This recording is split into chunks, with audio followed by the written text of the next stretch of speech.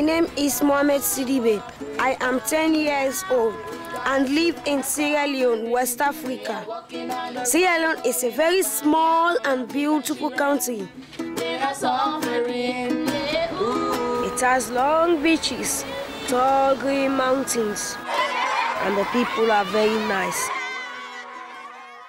But in Sierra Leone, there was a terrible tragedy.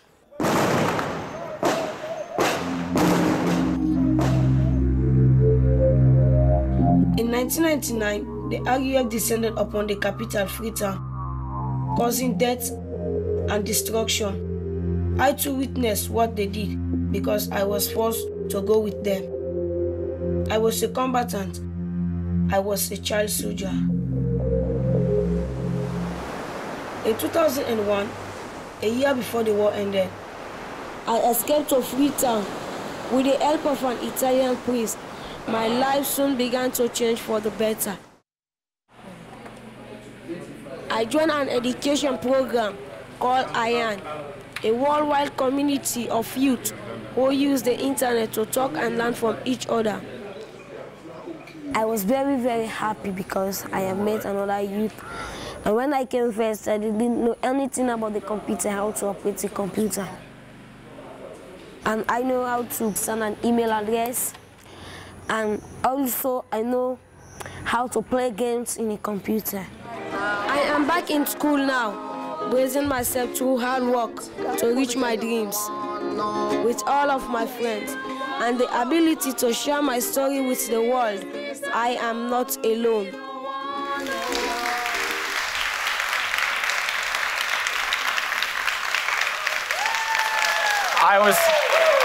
Thank you. Thank you. Thank you. I was the little boy in that movie. I am a peace activist. I am a student. I am a couch potato. I was a former child soldier in my home country of Sierra Leone, and I will be your host for tonight. We have an hour and a half in this room here tonight to imagine what peace is going to feel like. Because if we can feel it, we're going to make it happen. We're going to live it, and we're going to transmit it to others. It takes hard work, and it takes creativity. I want us to imagine peace through everything that we do here tonight. Through our eyes, our senses, our heart, through our minds, through everything that our body has to give us. I'm going to tell you about my journey and about the people that the My Hero organization has introduced me to.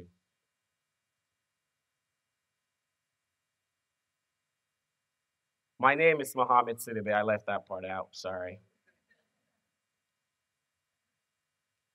But some of us have come from far, and some of us have come from near. But we're all here today because we're activists and because we're voices for the voiceless. If something brought you here tonight, you, my friend, you have a peace story to tell. In 1995, a few mothers came together to launch the My Hero Project. The mission, to celebrate the best of humanity. But not just to celebrate. Celebrating is a lot of fun. But we also want to inspire individuals who wants to make a positive change in the world.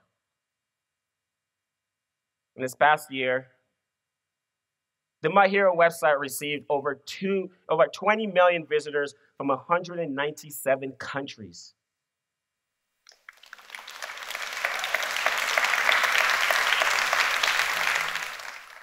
Here's a brief history of what the My Hero Project is all about. Enjoy.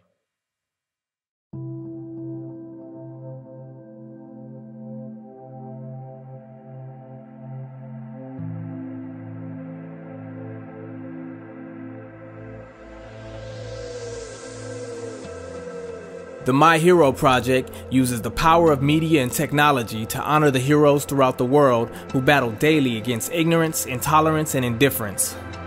We celebrate those who try to make the world a better place. The well-known and the little-known people who see a problem and try to fix it. We celebrate the better angels of our nature. We celebrate the best of humanity.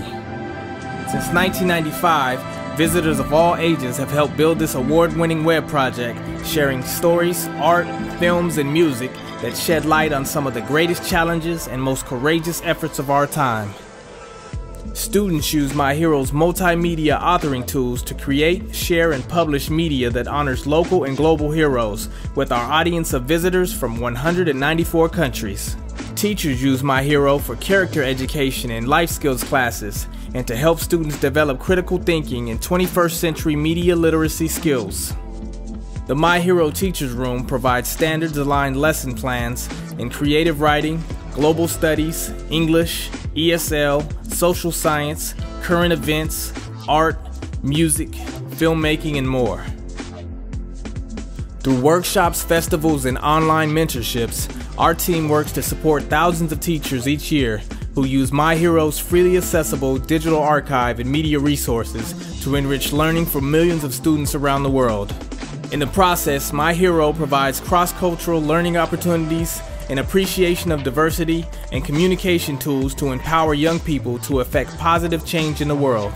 Visit the My Hero Project to see how you can become part of this global learning community.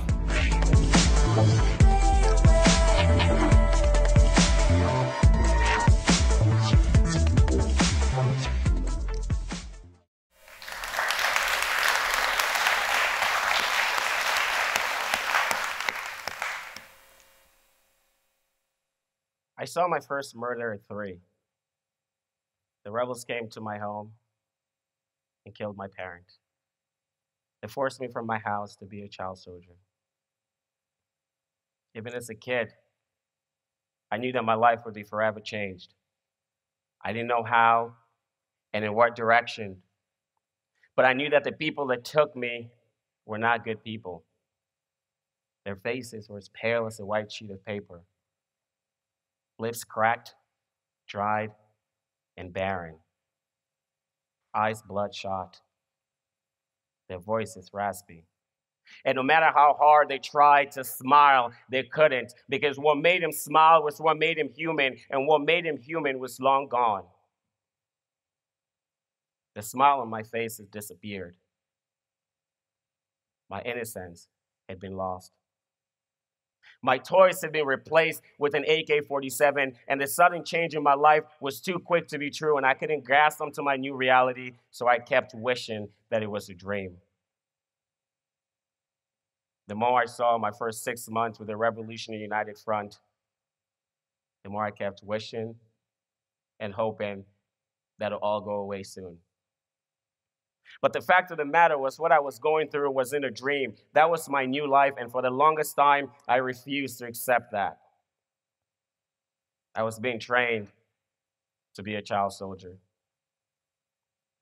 Now imagine me at 4, carrying an AK-47. I barely weigh more than the gun with my height, size, and weight. Sun Tzu, the author of The Art of War, once said, "In the midst of chaos, there is opportunity. In the midst of chaos, there is opportunity." I was determined to get away. I had a plan. Well, at least I thought I did. After 2 weeks, 2 weeks later, after the killing of the boys who tried to run away, my commanders were certain that no one in their right mind would try to run away again. No one in their right mind will try to run away again. I decided it was finally my time to execute the perfect plan my 3.5-year-old brain had come up with. So I left to use the bathroom. Now, the bathroom was walking to the bush and finding a nice place to squat in a while and take a shit. On my way to the bathroom, I ran into Usman. Let me tell you about Usman. Usman was a brusque-mannered man who was my commanding officer, and I feared and hated him. He was a short, stocky, middle-aged man who was always pissed off about something. He wasn't tall or handsome. He had missing teeth, barely any hair on his head, uneducated. Thus, he always had to overcompensate for what he was lacking in looks, height, sense of humor, and intellect. He said in his authoritative voice, "Wusa you think say you to go?" After months of planning, one word from Usman, and I almost lost it. I started shaking. My palms started sweating. At this point, he was becoming more and more suspicious of me. And everyone knows not to get Usman suspicious, because suspicion for Usman means guilt, and guilt for him means death. Not hearing what I said the first time, he then asked me again, this time sounding more agitated. I tried to speak to him, but the only thing that came out of my mouth was fear. But then I heard the sound of a more friendly voice, and that was the voice of Musa.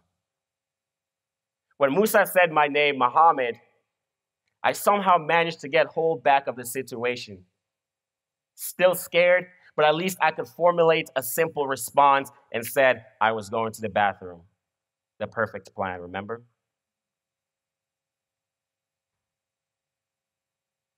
I guess one good thing came out of my interaction with the devil himself after all. Without looking back, I continued to walk into the thick forest. I could hear his footsteps behind me, but slowly and surely they stopped to fade away until I could hear them no more. I was finally away. Or at least I thought I was. I didn't know what direction was I going to run to or where was I heading. I couldn't go home because I was far away from home and I wouldn't know how to get there. Regardless, I started to run. I ran and ran and ran until I came across a river, another variable that was unaccounted for. I couldn't cross the river because I didn't know how to swim. So I stood there waiting for a miracle of some sort. From the distance through the thick forest, I could hear the sounds of many voices. I couldn't quite make out what they were saying, but I knew one thing, and that they were looking for me. And if I get caught, well, if I get caught, I'm dead. Again, I find myself trapped. But this time, with no excuse for why I was 2 hours away from base. My plan to run away was almost perfect until I ran into Usman. There's no doubt that he was the one that alerted my commander, CO Rambo, that I had tried to run away. If only I hadn't ran into Usman that morning, I would have had at least 2 hours head start on them. If only I would have made a rational decision to postpone my trip, I would have had a better chance of getting away. If only the river wasn't there. If only I knew how to swim. But the thing about could have and should have and would have is that by then it's already too late. No matter what I do now, I was going to get caught. Unless I grew wings and flew out of there, or a boat appeared out of thin air. But let's face it, none of those things were going to happen. All along, I thought I was ready to die to gain my freedom. But when the time finally came, I wasn't ready to die. I decided that I was going to walk towards them and shorten the distance between us. I went back with them. I was beaten. They poured hot melted plastic on my skin, but I survived. After years of senseless killing, the war finally ended. The war ended because people started asking questions. The why questions, the what questions. Those are the questions that I asked myself, the questions that brought me to America, the questions that brought me to this stage here tonight. We here at the My Hero Project are looking for individuals who motivate us to make a positive change in the world. If something brought you here tonight, you have a peace story to tell. Robert Shetterly is an artist who has painted over 200 portraits of individuals who are models of courageous citizenship. He addresses issues of social, environmental, and political fairness. We stand witness to his vision of peace through his art. My Hero honors him for his continued commitment to depicting Americans who tell the truth. Robert Shetterly, ladies and gentlemen.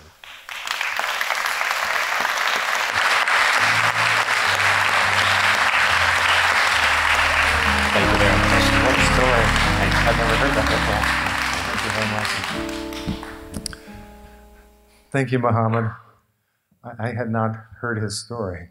I'm a little speechless right now. I want to thank the My Hero Project for bringing me here. It's been an extraordinary few days.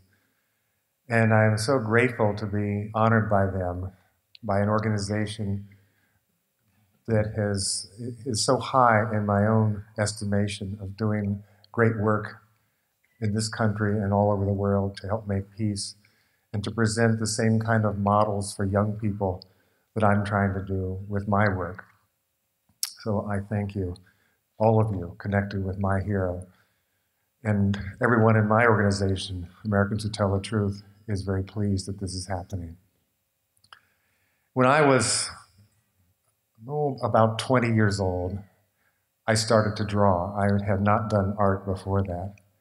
And it was a total revelation to me. As soon as I picked up a pencil and began to look at the world, it was as though I was seeing it for the very first time. I mean, I knew the word for something like flower.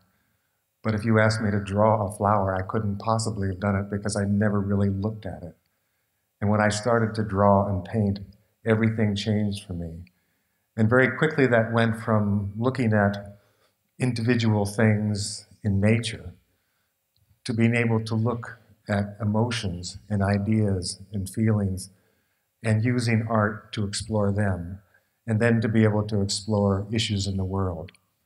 And the more I did that, again, it was a revelation.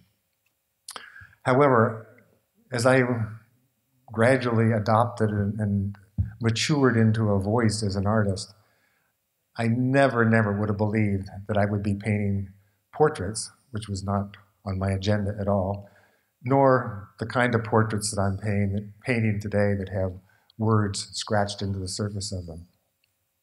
That came about because of what happened at 9/11 and right afterwards. Not the 9/11 experience itself, but I'm sure anyone close to my age or something like that will remember that within a few days of 9/11, our government began a process of using fear and propaganda and patriotism and racism to manipulate all of us into war. I should say, another war that didn't need to be fought. And I was thinking, in the little town I live in on the coast of Maine, what can I do at this moment? I was feeling so alienated, so angry at my own country for allowing this to happen. Not just at the government, but the media, the people who were allowing it. And what could I do? And I struggled with that a long time until one day in my studio, I looked up at my own studio wall and there were quotes from people that I had put there from time to time that I admired. And there was this quote from Walt Whitman that said, it was his commandment to all of us. He said, "This is what you shall do. Love the earth, the sun, and the animals. Despise riches.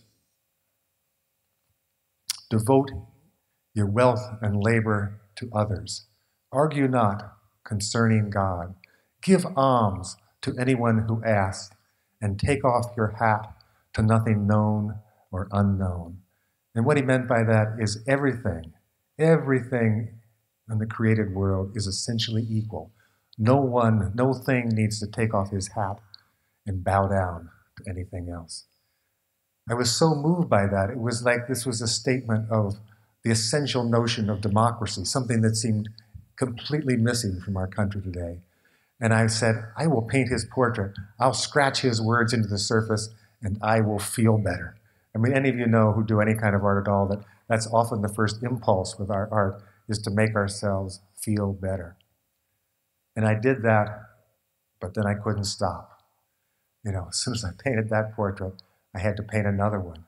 And I started what has now been a 13-year exploration of American history, of citizenship, of the responsibility of all of us, to try to make a safer and more peaceful world, and to honor those people and then hold them up as examples to everyone else. It's been a terrific journey, and it's brought me here, and I'm so grateful to be here. So thank you very much. Thank you very much. Thank you.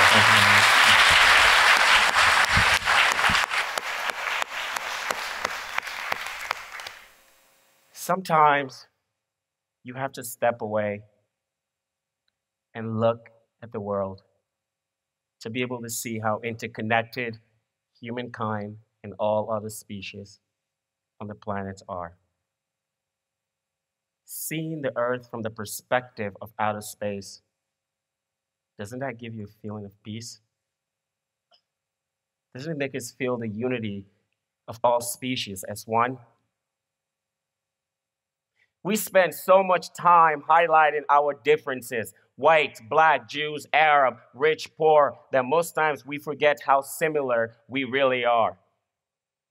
When it comes to the environment, we are the perpetrators, we are the victims, and we are the witnesses. And our Earth, our home, needs protecting.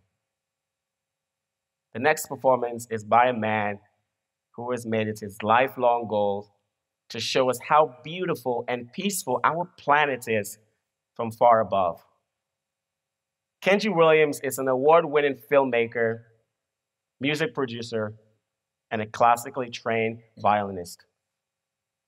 Through collaborations with NASA scientists, Kenji creates works that bridges science, music, and visual art. We are honored to introduce to you my Hero Media Award winner, creator of Bella Gaia, which means beautiful earth, Kenji Williams, ladies and gentlemen.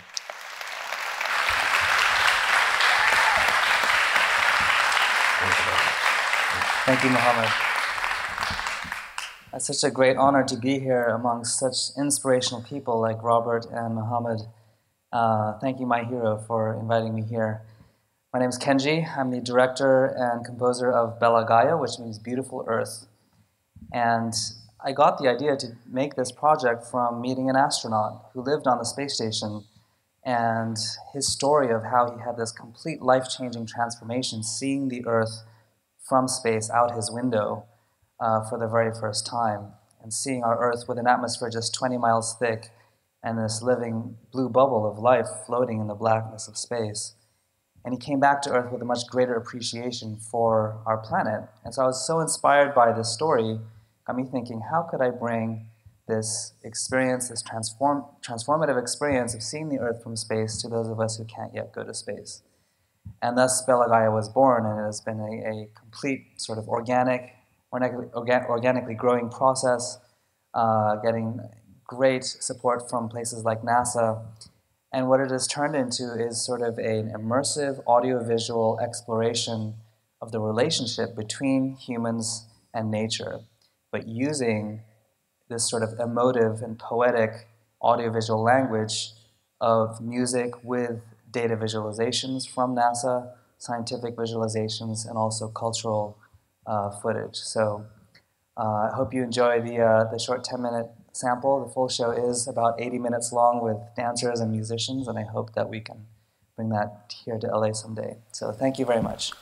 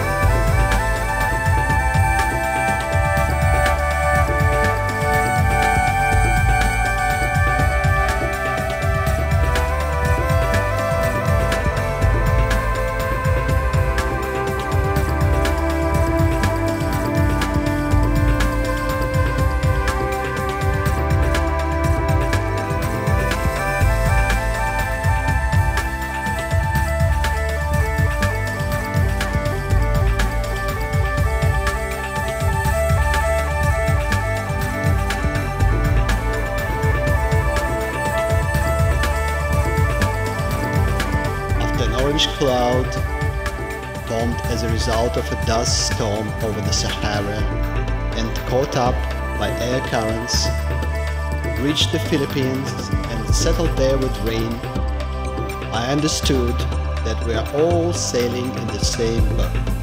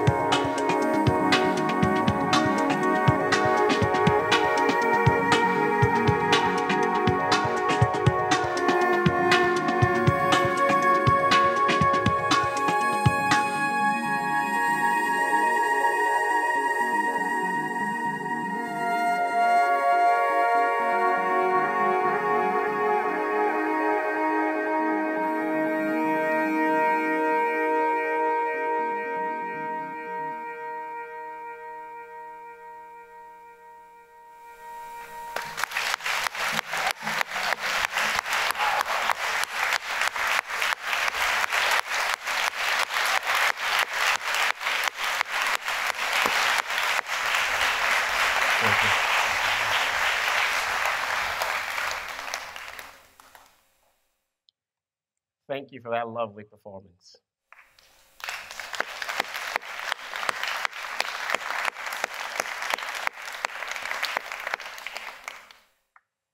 Our air, our children, our water. These are precious resources and they're not infinite. They're not infinite. We here at the My Hero organization celebrate people who take it upon themselves to protect and to educate the human race on how to preserve our limited resources. These problems are all too real and they're all interconnected. Human rights violations, child abuse, refugees' rights, urban violence, religious intolerance, dictatorships, and of course, brutal civil wars. Remember the perfect plan I talked to you guys about that I tried to escape? That's where I come in. Brutal civil wars. Currently, there are over 300,000 child soldiers in the world, and I was one of them. There's a movie called Rambo, starring Sylvester Stallone. The first time I saw that movie, I wasn't sitting in a theater eating overpriced buttered popcorn while sipping on my Kool-Aid. Instead, I had a loaded AK-47 by my side, and I was being instructed. These were my instructions. This movie where you're about to see, this not a soldier where we want to make you be. Rambo, that was the guy I was expected to be at 4 years old. Because where I'm from, only Rambo survives. Where I'm from, if you're not Rambo, we don't have a place for you. If you're not Rambo, well, if you're not Rambo, you're good as dead. Born on the 4th of July was another training film for me. But this one taught me how to channel anger and pull myself out of the hole that I find myself in. Ron Kovic is a writer, a speaker, an author. The movie Born on the 4th of July was written about Ron's autobiography, a movie that most of us have seen. Ron has been a force in the peace movement for over 40 years. He is an outspoken supporter of human rights.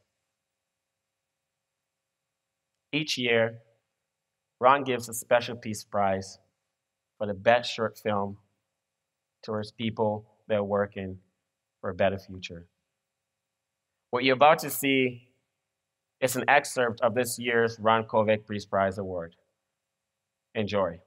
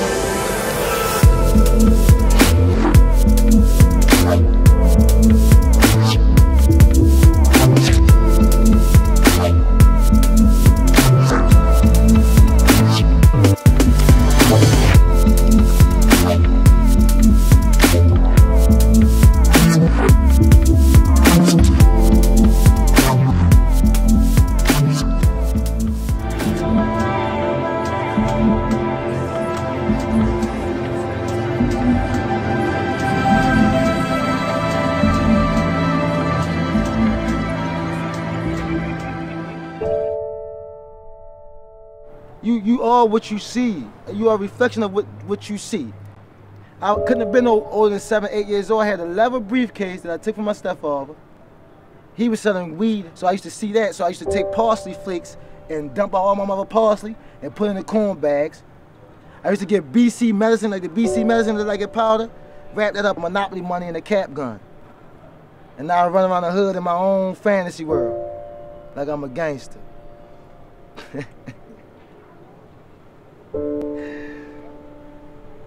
Laugh to keep from crying, man.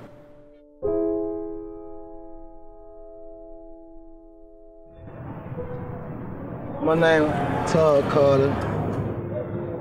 I'm from East Baltimore, up the hill, down the hill. You know what I mean? I save lives, man. I mediate conflict. I make people smile. Right now, my mission in life is to change the meaning of slick in the United States ghettos of America. Positive is the new cool, positive is the new slick. I'm a supervisor of Safe Streets, East Baltimore. And, you know, the mission is to stop shootings and homicides. 2007, LV Park, people getting shot every day. And the LV Park cried out for some help.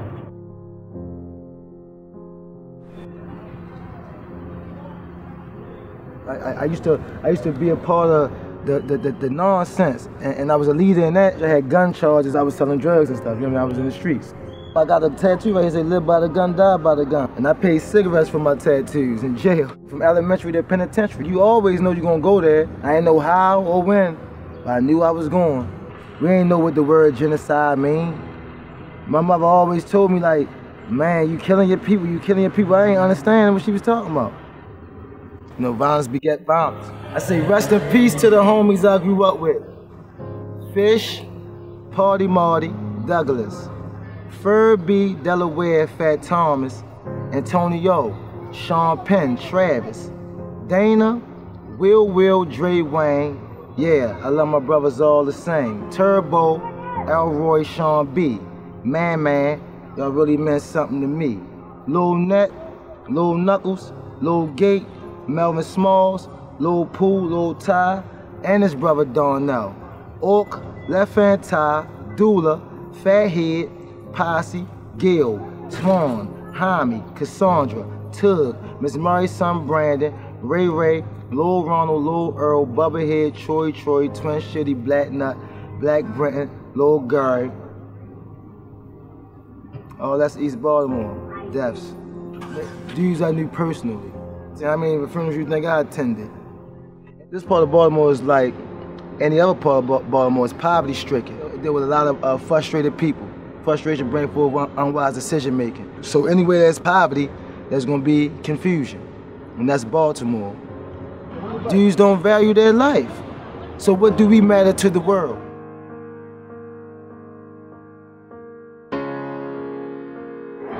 My name is Tyrone Carter. My father's name is Todd Carter. He worked at Safe Streets and John Hopkins. He stopped the homicide and the killing around East Baltimore. There is a struggle to be alive, and all his friends have been killed, and he survived. He just thank God that he's alive and have a nice job, and not on the street selling drugs. At night, he got to see what's going on outside, people getting shot, and it worried me that he gonna get shot. So I check where he at and go see him. That pain work at Safe Streets, the city would be fighting over nothing. They know that they want to stop shooting, but people don't know what to do with their life. They might have lost somebody in their family and they want to hurt everybody. 10 or 20 years from this, the city will be better. Why it's gonna be better? Because my father, people stop shooting, just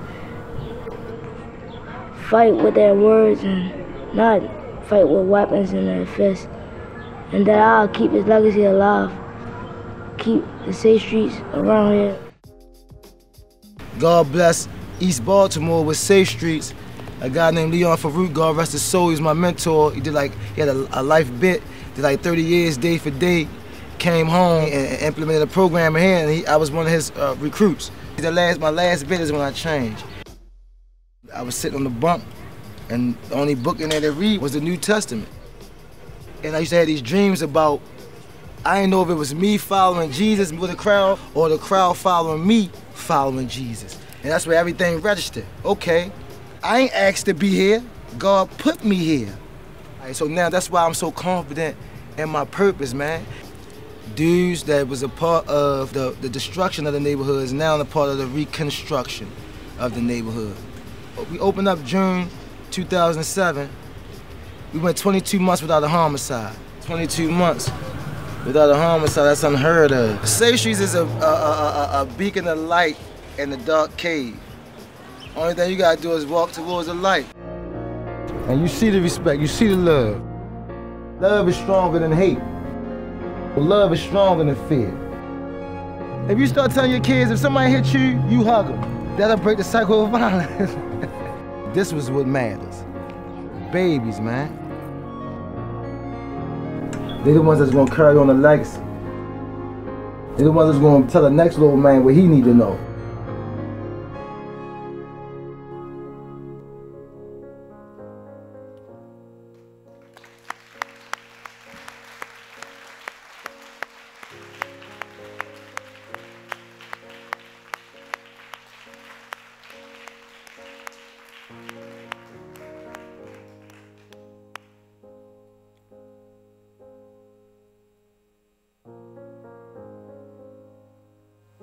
Both Ron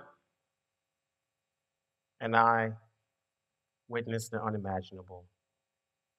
We both had our eyes opened and our hearts broken by war, and we both survived.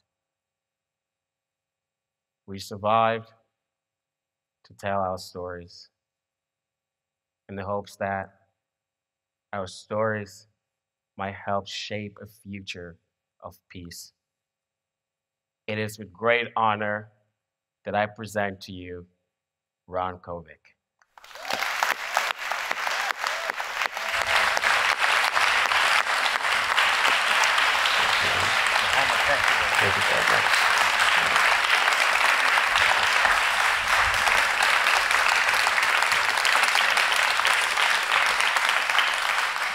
Thank you very much. Thank you very much. Thank you for coming. It's a wonderful night.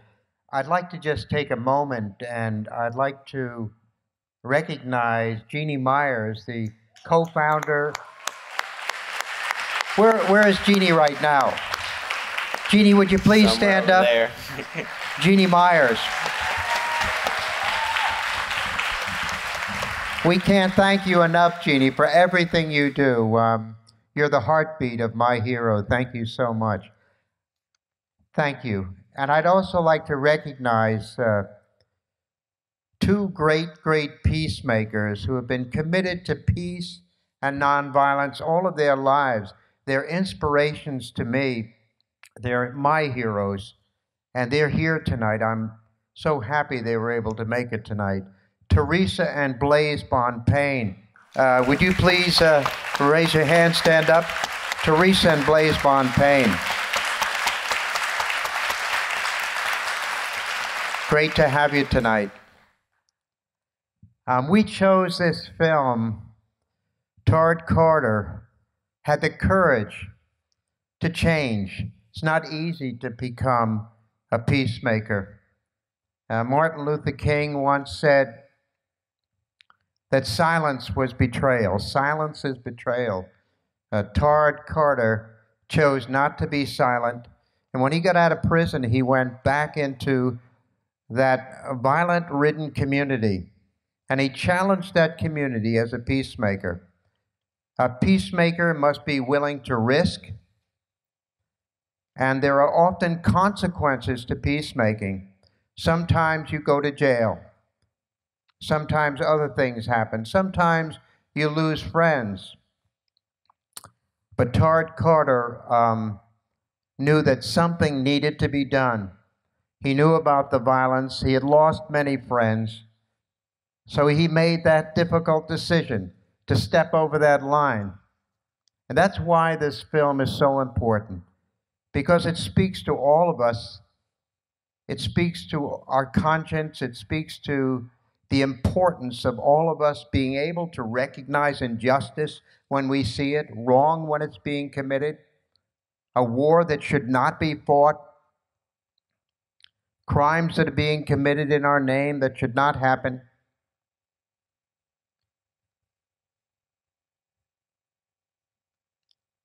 And the courage it takes to raise your voice, to step over that line. I remember the year before Dr. King was assassinated, and I believe it was April 4th, 1967, was it? At the Riverside Church in New York. He gave a speech. I believe the speech was called his Beyond Vietnam speech. And Dr. King that night spoke, or that day, he spoke about the difficulty that it was to speak against the war. It was his coming out for the first time against the war. And he received a tremendous amount of flack, a tremendous amount of criticism for opposing that war from many different factions, many different groups, even people he was associated with, his own allies, his own supporters. And it took a great deal of courage for Dr. King to speak out. I think we have to find the peacemaker within ourselves. And we have to find, especially today, when the issues are so painfully difficult, we have to find the courage to raise our voices, to speak out, and to be willing to risk. That's why Blessed is the Peacemaker is the winner of the Peace Prize this year. I'm proud to be with all of you, and I hope you get a chance to see the entire film. God bless all of you, and thank you very much. Thank you. Thank you very much, Erin. Thank you.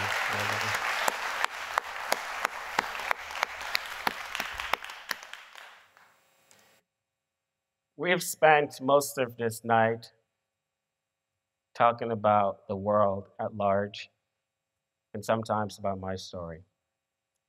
And now I would like to take you guys on another journey about my story. See, I grew up where the only thing I feared wasn't God, but children high on drugs, carrying AK-47s, taller than they were. I was one of those children. I had, you know what, take hat out. I believe that there is no such thing as God, that there is man, and man plays God. Most often, the men with guns have the power to play God. They play God on my life. They play God on the life of my countrymen. They play God on the life of my friends. They play God on the life of Trayvon Martin and Mike Brown in Ferguson. See, after the war ended, I was so angry. Angry at everyone for everything that is done to me. See, I was part of the lost generation in my country, the generation that had seen and done more evil than you could possibly imagine. I was part of that generation.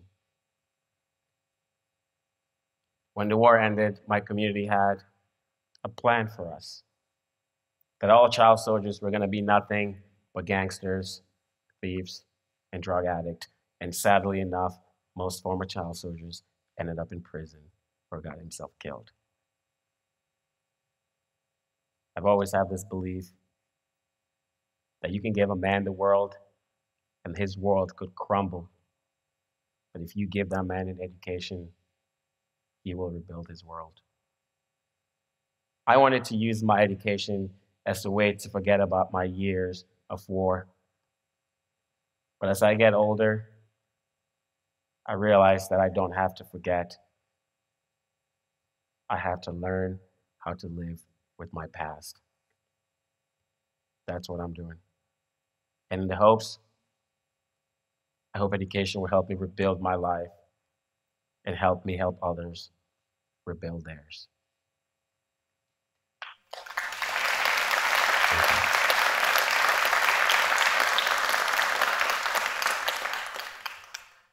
Sierra Leone is about 9,750 miles from here, approximately, give or take.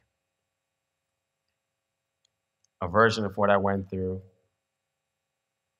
exists all over the world, including right here in Los Angeles, the same way it exists in East Baltimore. 2 summers ago, I had the opportunity to speak at Lenox Middle School. Lenox is 30 minutes outside of here. There, I asked a question, and the answer to my question was terrifying. I asked, who here had been affected by gun violence? Who here knows someone that's been killed by gun violence? More than half the class raised their hands. And these kids are barely 13 years of age. They too live in a war zone, 30 minutes outside of here. Just 30 minutes, imagine that.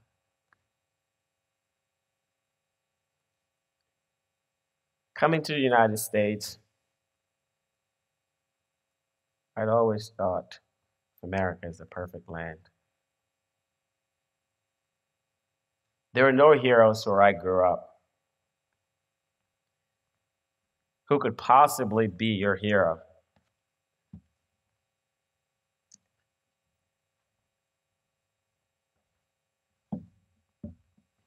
The guy on your right, who just ordered a son to kill their entire family. The guy on your left, who just told someone to dip their hands in hot oil and wipe off their skin while saying they're no longer involved in politics. How about the guy in front of you, who just massacred an entire family? Or the guy behind you, who just decapitated an innocent child?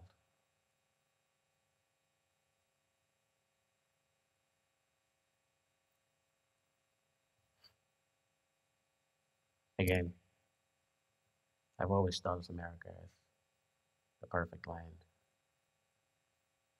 I knew America had problems, but nothing in comparison to what I went through. I thought kids in America have it all. But all that changed in 2007. The first book that I read when I came to this country was A Freedom Rider's Diary by Erin Gruwell and her students of Long Beach, California. I automatically saw that there are 2 Americas.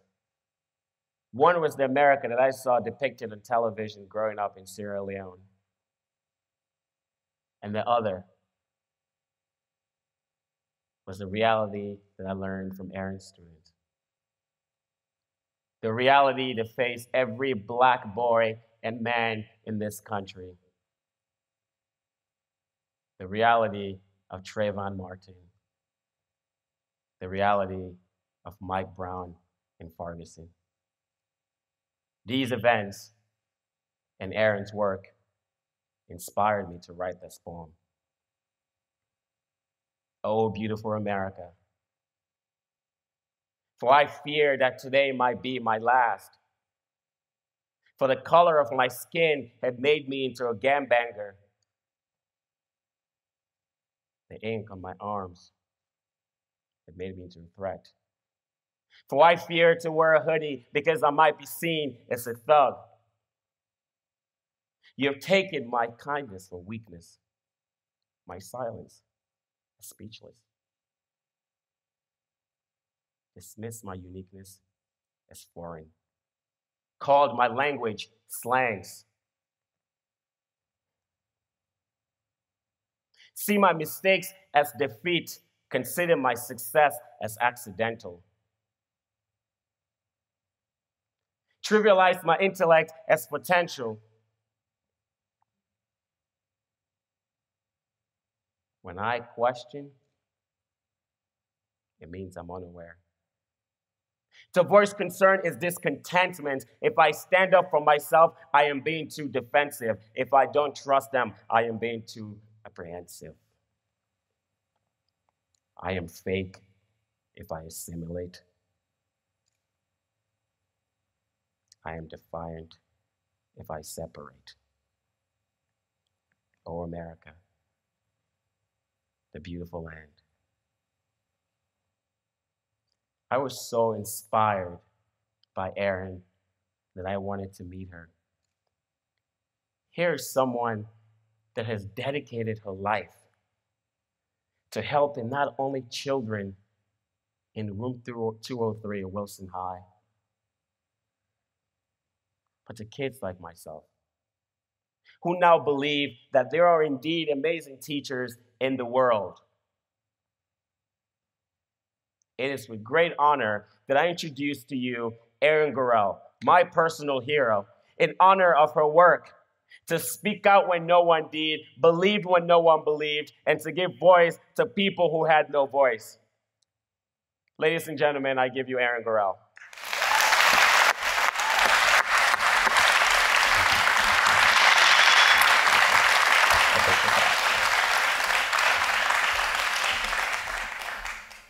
Although my title is teacher, I stand beside you and in front of you as a student. I am awestruck by the art and the music and the activism and the courage of everyone who has stood on the stage before me. You see, I am an ordinary person who has extraordinary experiences. When students and teachers every day walk into my classroom and they've learned how to put down their fist, put down their gun, and pick up a pen. My students walked into my classroom years ago, September 6, 1994, 20 years ago, and they were jaded, just like Mohamed. They'd seen things that no kid should see, experienced things no kid should experience, and they'd given up. At the age of 14, they thought they were doomed to drop out of school at 14, be behind bars at the age of 15, and 6 feet under by the time they were 18.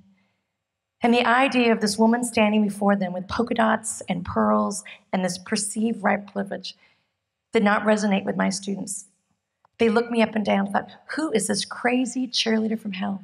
And what do these sonnets and these stories have to do with my life about survival?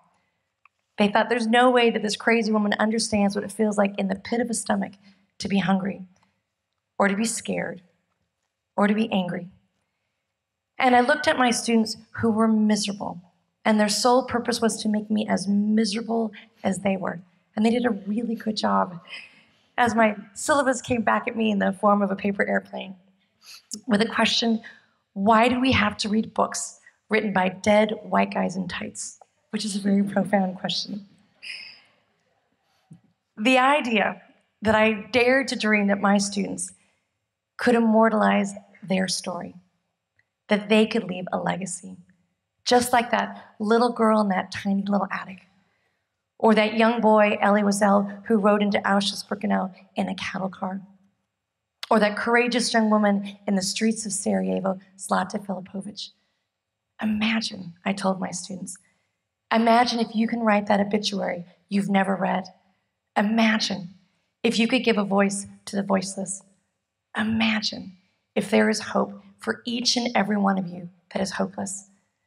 So I wanted my students to pick up a pen and to write. And maybe, just maybe, we could send it off like a message in a bottle and someone would listen to those cries for help. But we did just that. We wrote and we wrote. And we sent off our manuscript. And in that classroom, we called it the little book that could, in honor of that train going down the tracks, saying, I think I can, I think I can. We sent our book to every single publishing house in our country. And every single one of them rejected us. And so we tried again. We tried again, and my students began to hone their craft, to edit, to write, to rewrite. And we sent it off one more time to just one house.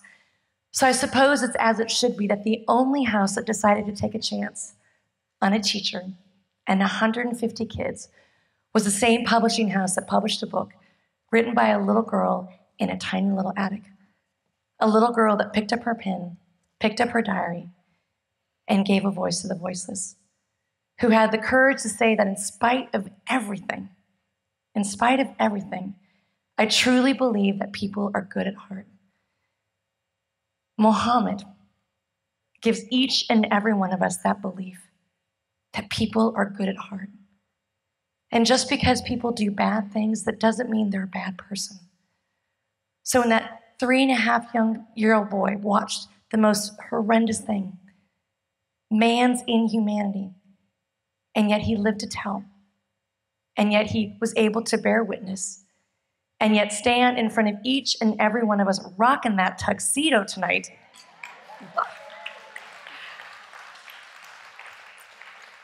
I sat in the audience and felt like a student. I wanted to raise my hand. I wanted to ask questions. I wanted to take notes. I wanted to take a mental picture. Because even though I don't know his parents, I felt like a mom tonight. I felt like my heart was going to leap out of the chest. I was so proud. Because for each and every one of us who have that title of teacher, that's all we want. We don't care about those grades after you're gone. It's the lessons. And when you can teach one to teach another, that's the best part of critical thinking. So like I said, I stepped on this stage as an educator, but I am humbled to be Mohamed's student. I'm also humbled that Mohamed is now part of our Freedom Writer family. Freedom Writers have gone on to teach teachers. There are several of them in the audience tonight. And Mohamed is now a proud Freedom Writer teacher. And just like my original students who stood on a line and said so much by not saying anything at all, by playing a silly game called the line game, I got to watch Mohamed stand on that line and say so much. And just like my students who picked up a plastic champagne glass filled with sparkling apple cider, I got to see Mohamed pick up that glass filled with sparkling apple cider and to make a toast. And as each and every one of those teachers left our wake and thought, I'm going to go teach one to teach another, I am so proud that each and every destination that takes you, Mohamed, to classrooms, to auditoriums, to stages, to bars, to restaurants, to Facebook, you are going to continue to teach one to teach another. I would have never thought that this little book that could was the first book that you would ever read when you came to America. Makes me so proud. Because I remember my students saying, do you think anyone is ever going to read this? We thought maybe we will. Maybe we'll be in cahoots with our parents. We never knew that you would. And so thank you for paying it forward. And until my dying breath, I'm going to continue to tell your story, to learn from you, and to honor your legacy. So thank you.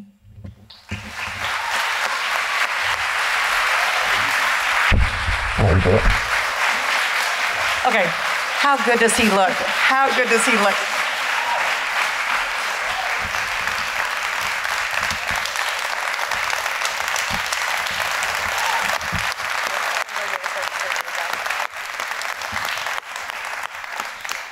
I have to admit, when I first met Erin, when I went to the event, it was completely by accident.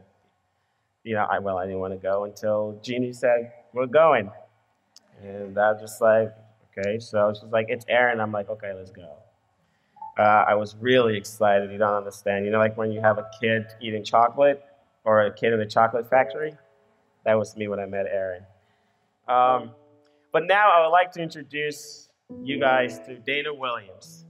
Some of you might have seen her recently on Rising Stars. Dana Williams is a member of the My Hero family. I've asked her to sing us a song tonight that meant a great deal to me and to my journey. Ladies and gentlemen, Dana Williams.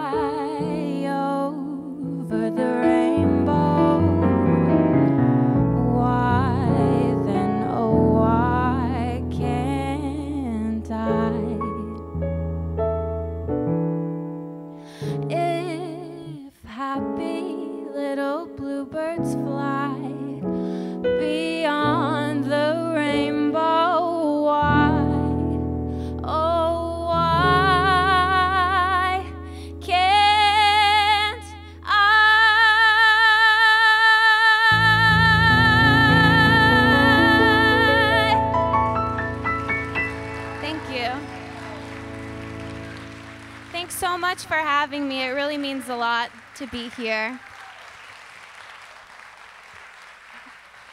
Thank you so much. Thank you. I don't know about you, but I would like to give her another round of applause.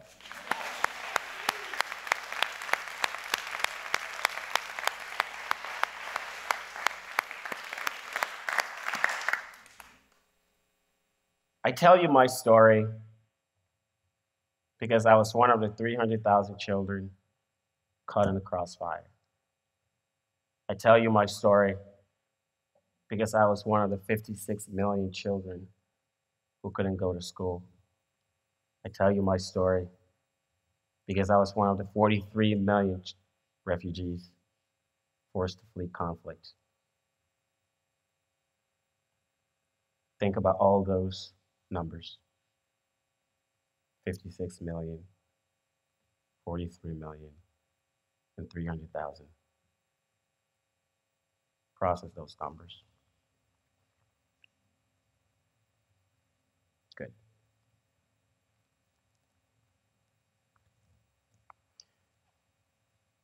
I tell you my story so that you can put a name, a face, and an actual person behind every children who have been marginalized by violence. I don't tell you my story to get you sympathy. You can keep your sympathy. I have enough of my own. A lot of people have helped me on this journey. this journey to be here. There's a part that I left out that I didn't tell you guys, and that was how I got on this stage. Remember that 3.5-year-old kid who tried to cross the river? The second time I tried to run away was in America. This time I was 13.5 years old. $50 in my pocket. A nano iPod that had the 50 Cent album Live Free or Die Trying and the Akon Convict on repeat. I played that song back to back, those 2 albums. I left the airport, and on the side of the airport says $2.50 on the cabs. So I got into the cabs and I told the guy, take me to Times Square, because Times Square was the place that I've seen on television. It was amazing. We arrived at Times Square. I took out $4 out of my money and I give it to the driver and I said, keep the change. Remember, the cab says $2.50. The guy turned and looked at me and said, it's $40. Now, when he said $40, I didn't think 40 United States dollars. I automatically translated into my local currency, which took me a while to do, and realized that was a lot of money. I didn't want to give him the money. But for the first time, I found myself being scared. So I left. I told him to take me back, and I was going to go home. As I stood in the line, waiting to board that plane back, the questions of who was I going to, where was I going, starts coming back. And then I jumped again. Like a 3.5-year-old boy by the river. This time when I jumped, I knew how to swim. I went back to New York City. This once magical city has lost all its magic. There's so many people, but I felt like a ghost and no one could see me, and it started pouring. I was worse than a homeless person. See, a homeless person in New York knows where to go at night to sleep. I didn't know where to go to sleep. But then I started remembering numbers, and I started calling numbers of people I've met, and I find myself on the move. I started moving from there to Delaware, from Delaware to Rhode Island, from Rhode Island back to New York, which is where I connected with Austin. The first documentary that you saw was done by Austin. Austin left his comfort in New Jersey to come to Sierra Leone and to document my story. Austin's story introduced me to the world. His story introduced me to Anita Townsend, who was a principal at the time in Canada. Anita introduced me to Molly Beckley, who is here tonight. I'd like to give a round of applause to Molly Beckley.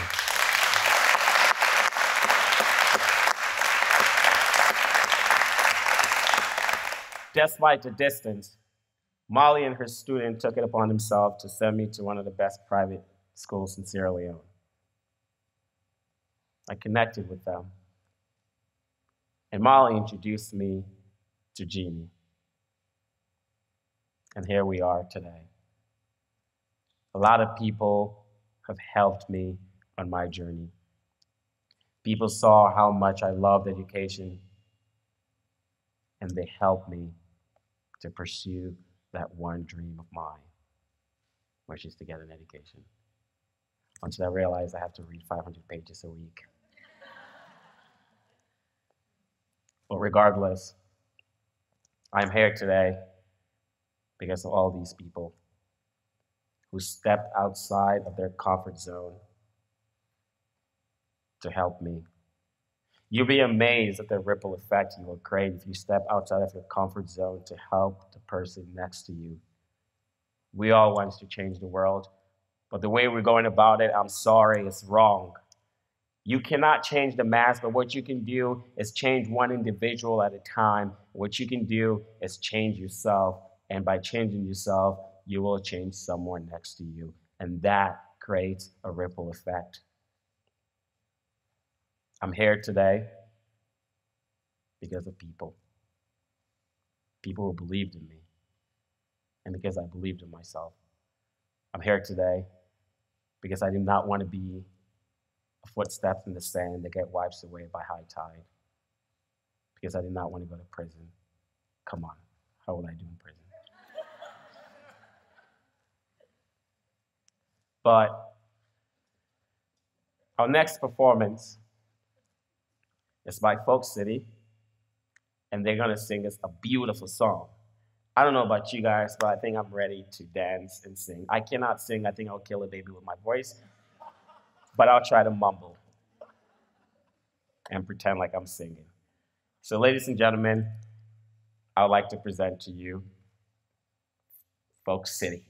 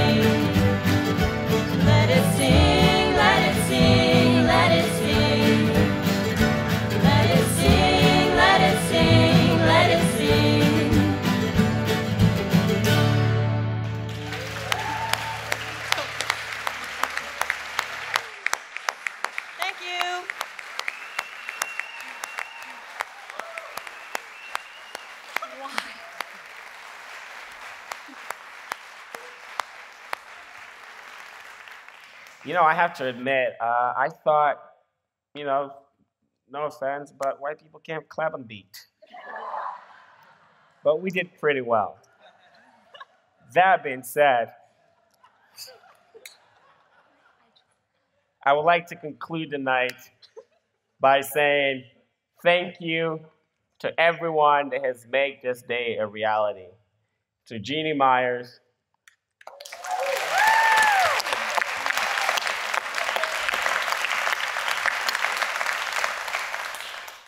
to Rita, who stayed up late every night to work with me,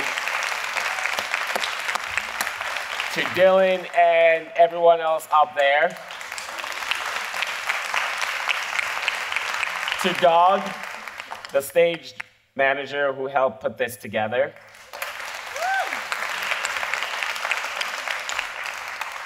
and of course, to everyone else behind me. It's going to take me a while to say all their names. So thank you very much. The night is still early. It's Saturday. Go out and have fun. Thank you. Have a good one.